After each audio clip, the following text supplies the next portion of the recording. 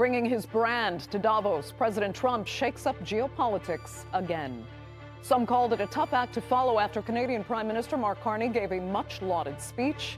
But the U.S. president proceeded to remind Ottawa and other allies that they must be grateful for the United States. So can and will U.S. hegemony really be challenged? I'm Andrea Sankey, and this is the Newsmakers.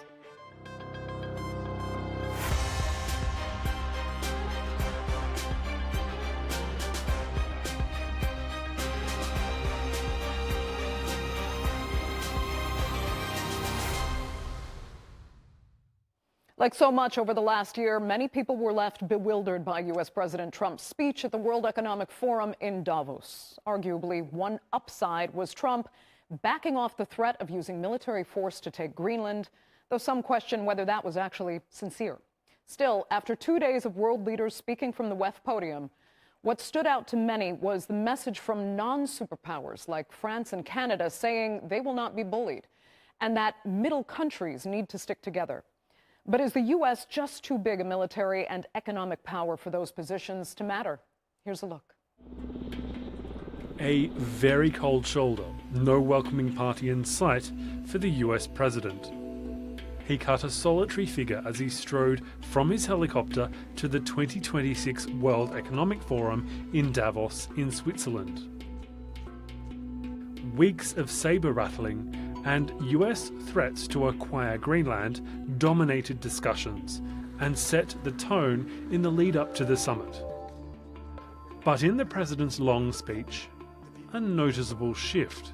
It's the United States alone that can protect this giant mass of land, this giant piece of ice, develop it and improve it and make it so that it's good for Europe and safe for Europe and good for us.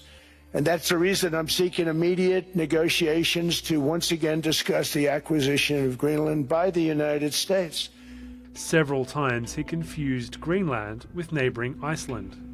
But many world leaders noticed the emphasis on insisting a return to negotiations seemed to suggest a back-down on promises of military annexation. I won't do that. Okay? Now everyone's saying, oh, good.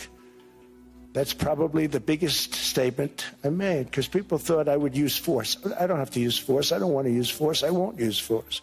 Listening intently to his speech, another American figure, California Governor Gavin Newsom, a vocal critic of Trump, widely believed to be a Democratic contender for president in the 2028 election. You learned nothing. There was nothing offered there. It was at times boorish, but even by Trump standards, ish. So it was just remarkable in its inconsequential nature. I expected more from him. I really did. The Danish foreign minister and many others noticing the US president's backpedaling.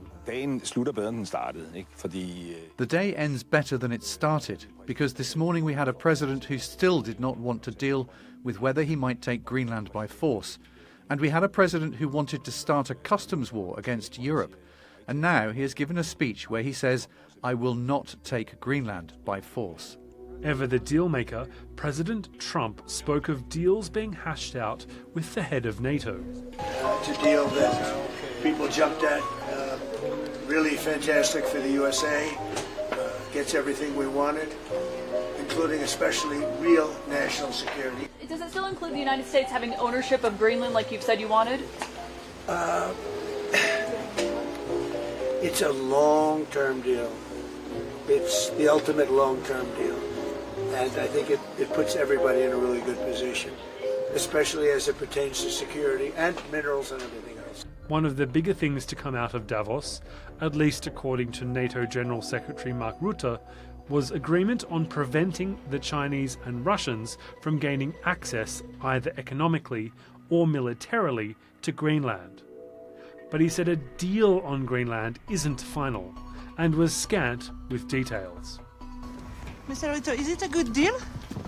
Is it a good deal? I think it's a very good meeting tonight, but still a lot of work to be done. But I've got to run. So a potential US annexation averted, tariffs against 8 European countries shelved, and global stock markets bouncing back. But the erosion of trust between Europe and the US continues. So where are key geopolitical relationships heading? Judging from the complicated landscape on display now in Davos. Well, joining me to debate that and more are from Washington, Director of Global Affairs at Nestpoint Associates and Republican political strategist Tim Phillips. From London, Professor of International Relations at the London School of Economics and Political Science, Fawaz Garges. And from Copenhagen, political commentator and journalist Anne-Sophie Alarp. Thank you all so much for being with me. Anne-Sophie, I'll begin with you. And first, speak to us as a Dane. Does Denmark at least feel more at ease now after Trump's speech yesterday saying he won't use military force to take Greenland and tariffs have been pushed aside, at least for now? I think yesterday was a really good day. It was also a show of how diplomacy can do a lot of good for both Europe but also the world. I think the speech was reassuring to many Danes, also to people in Greenland who are the people on the territory, and I think we were generally apprehensive but a little bit relieved.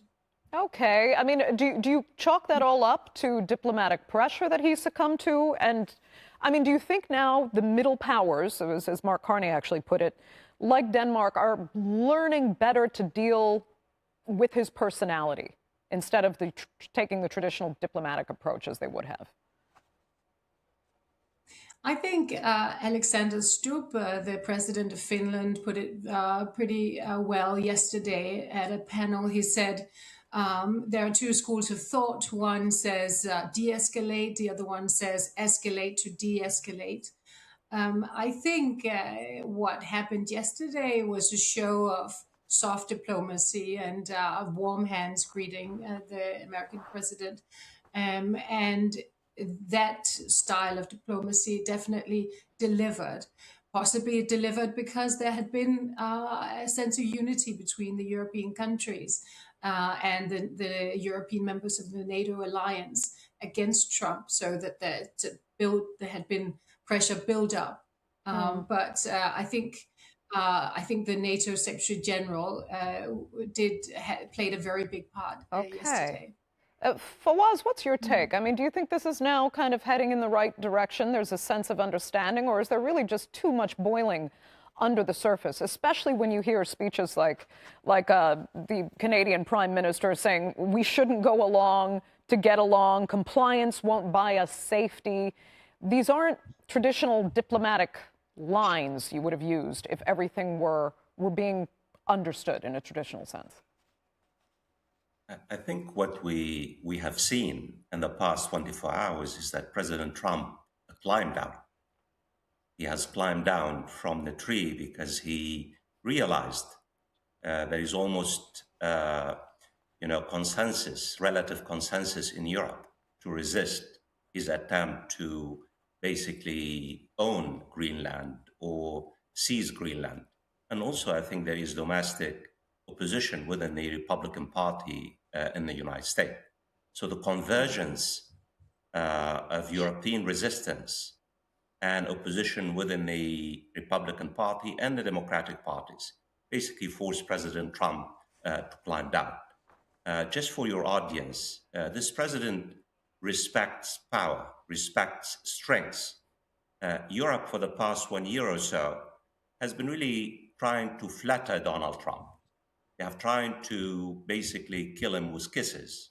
And they finally realized that Donald Trump does not respect except the strong and accept basically resistance. Even the United Kingdom basically made it very clear. The Prime Minister Starmer, where I am, he made it very clear that he will never go along with the seizure or even the ownership of Greenland, and the principle of sovereignty, Danish sovereignty over Greenland was sacred. Okay. So I think for now, you're going to see President Trump basically moving into an entirely different thing, because we have seen him before. I don't think Greenland will be prioritized in the next few weeks and next few months by Donald Trump. Okay. Let me ask Tim then what you make of it. Do you believe Trump actually climbed down? And there's also the argument on the other side that Greenland isn't necessarily the true priority here. It's on the agenda, but it's also a distraction. And he's succeeding with that because of putting Greenland at the top. He didn't have to talk about what happened in Venezuela, other threats that were made, tariffs, et cetera. What do you think? I think the president very much believes Greenland is important to the national security of not just the United States, but of NATO, and that China and Russia represent a threat. With the climate change that's happening, we're seeing the shipping lanes staying open in that part of the world a lot longer. So it does matter. The president knows that. I think that when he makes statements sometimes, he overstates on purpose. We have a saying in the United States, take him seriously, not always literally. And so he presses. If he finds resistance that is strong or united, then he can always take a step back while still moving toward the general direction that he and his team think is best. And I think that's what is happening here. I think the NATO alliance is durable, even at this moment with some of the disagreements and some of the language that's being used by different folks. It's a durable alliance. I also think the other thing President Trump wants is for NATO member countries in the European Union to actually spend enough to defend themselves. That's a constant frustration, not just for President Trump and Republicans, but for a lot of Americans. And one of the strategic goals of this administration has been to get the NATO members to actually spend enough to defend themselves and not always have to rely on the American umbrella in Europe. And they have spent more. He's repeated that time and time again, that's one of his great policy successes. But let me ask Anne-Sophie, because there are those who support Trump that are now saying, you know, countries like Canada, for example, and maybe even Denmark are, you know, choosing to be subservient to China, actually, rather than the United States in order to combat Trump's aggressive style. And whether they like it or not, the U.S. is still the better or safer choice. What do you make of that? Well, definitely Denmark remains committed to the transatlantic, both defense alliance and NATO, but also relationship. We're very loyal and good friend to the U.S. and there's no question as to where our sympathies or loyalties would orient themselves. We have a long-standing relationship diplomatically with the U.S. In terms of defense. We have a very strong bond. Also, we fought alongside the U.S. in Afghanistan and Iraq. And I think also in terms of just organization, a very, very strong defense ties to the U.S. And politically, a lot of Danes have a strong veneration when it comes to the U.S. So hopefully this is a skirmish and something that can be repaired. Okay. Certainly, we are affording the U.S. every type of cooperation. Also on Greenland, access to the territory, every opportunity business-wise, and also on Danish soil. The U.S. has full access also in terms of their military.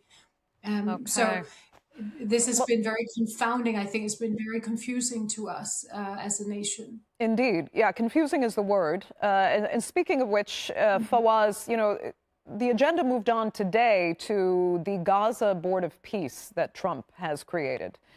Some remarked that instead of looking like a diplomatic alignment to bring peace to Gaza, it looked more like a kind of a private investment board to redevelop the region and get money into it. And he mentioned as much. What do you make of this new line today out of Davos, and where you think the Gaza Peace Board is going and why? Well, I wish I had had a clear answer for you and for your audience. I don't think anyone has a clear answer. I don't think anyone can read President Trump's mind. I don't think anyone understands what really Donald Trump, whether he has strategy or not. Before I talk about basically the so-called board of peace, let's keep in mind that a rift has already been basically created between the United States and Europe. There is no longer any trust, and these are not my words. European leaders have made it very clear that historically speaking, the American president's word was used to be called gold. Now it's junk. This president is unpredictable, unreliable, not just for me, for European leaders, unhinged, temperamental. He changes his mind at a whim, whether you're talking about the Riviera of the Middle East, Gaza, or now about Greenland. So the reality is the question is not whether damage has been done, the extent of the damage between the United States and Europe, and how long will it take for European leaders to trust the word of the president, because trust is really basically the most important currency among allies and friends and partners. The board of peace. The president says the United Nations, the Security Council, basically authorized the establishment of the board of peace regarding Gaza, turning the ceasefire into permanent ceasefire and then peace between the Israelis and the Palestinians. President Trump now wants to turn the so-called board of peace into a parallel institution to the United Nations. And that's why the United Kingdom, France, other major European nations have decided not to join the board of peace because they really do not know what the mandate of the board of peace is. And the president keeps saying, and I am at a loss, I'm a specialist on the Middle East, keeps saying there is peace in the Middle East. I don't see, show me where is the peace in the Middle East. Since the ceasefire was signed in October, more than 400 Palestinians have been killed, including 100 children. Right. Gaza continues no major humanitarian aid. So again, the rhetoric is one thing, and the actions and the reality on the ground are another. Okay. Tim, I'll tell you what, I'd like to go back to the first part of Fawaz's answer with you, because as he calls President Trump unhinged, unpredictable, you say he should be taken seriously, though not literally. I really have to ask you, as a Republican strategist, and seeing him, so strongly on the global stage right now, he is on televisions absolutely around the world. Is it okay for you to see him in this state where, for years he was going into Joe Biden being befuddled and too old for office, and now we hear him confusing countries like Iceland and Greenland. He can't figure out the actual name of Azerbaijan, calling Armenia Albania. Comedians are making a lot of fun of it. It's great material for them, but how does it make you feel as a strategist trying to help this party when these are the kinds of fundamental mistakes being made in these speeches getting so much publicity? Politicians make gaffes all the time, whether it's Barack Obama or George W. Bush or Donald Trump. They're on the stage with the green light going, so they're going to make mistakes. And I think most Americans look at him and they do not look for some beautiful speech out of President Trump. They look for strong leadership. They look for, do they think he can help move our economy forward? And the answer is, so far, yes. We have over 4% gross domestic product growth, GDP growth in the last 2 quarters. That's dramatically more than most of the rest of the developed world. They see a southern border that was open and millions of illegal people swarmed in, many of them criminals. It's been closed. So they're really finished with politicians who make lovely speeches but then don't actually perform or do anything. So the American people, it's a new era we're in. I think we've lost trust in the political class. They lost the trust of the American people. And so a lot of the niceties and the polite language that was the norm, and I think that's a good thing to have a norm like that, they've been moved aside because they saw a failure of the political class in the United States from both parties. And President Trump is a reaction to that. And so that would be my answer. Okay. They're looking for results. They're not really looking, Americans, they're not as much looking for polite niceties anymore because their governing class, in their opinion, and I agree with the American people's opinion, they were failed by their governing class in both parties. Okay. With regard to how we move forward, Europe and the United States, I think that it's been an alliance, certainly since World War II, that has been durable, as I mentioned a moment ago. And I think it will be durable in the weeks and months ahead.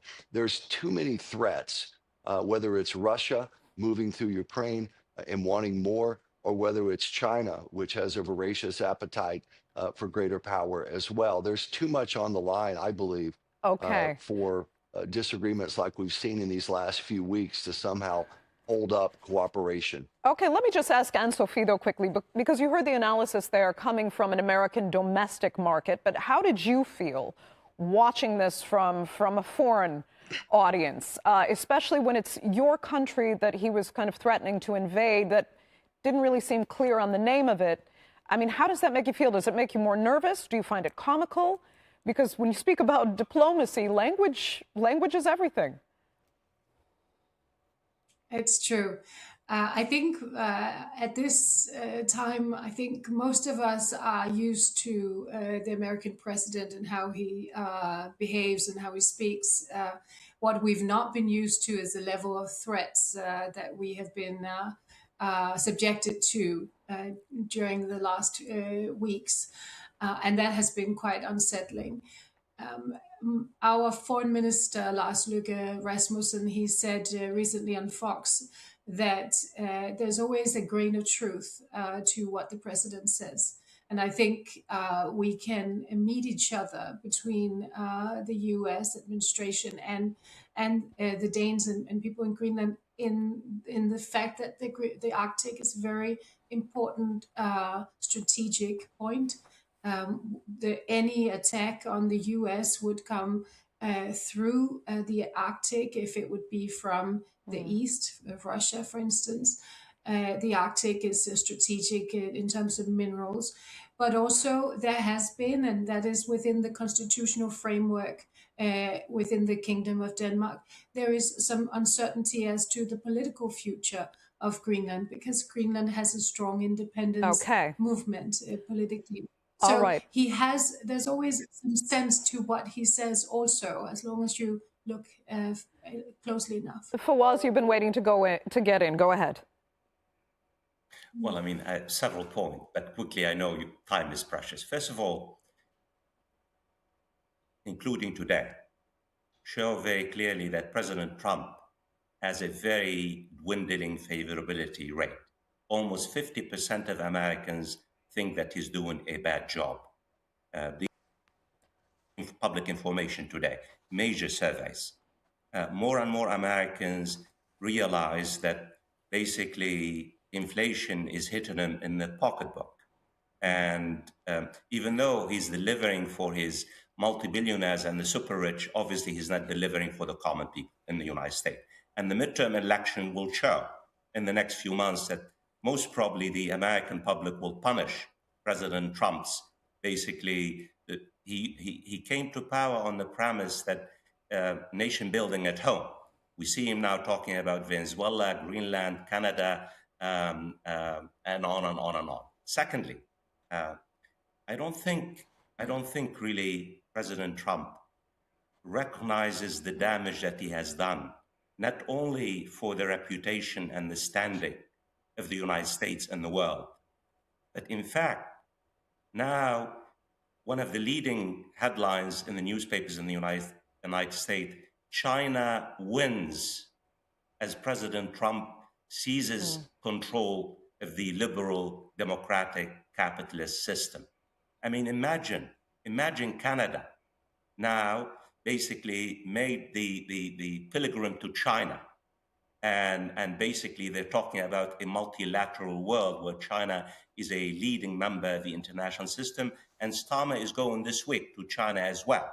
And China is winning because President Trump is pushing his own allies to basically redraw their economic and their political strategies as a result of President Trump weaponizing integration and weaponizing tariffs and global trade. And finally, it seems to me really the word that help us to understand what President Trump has done so far is rapture.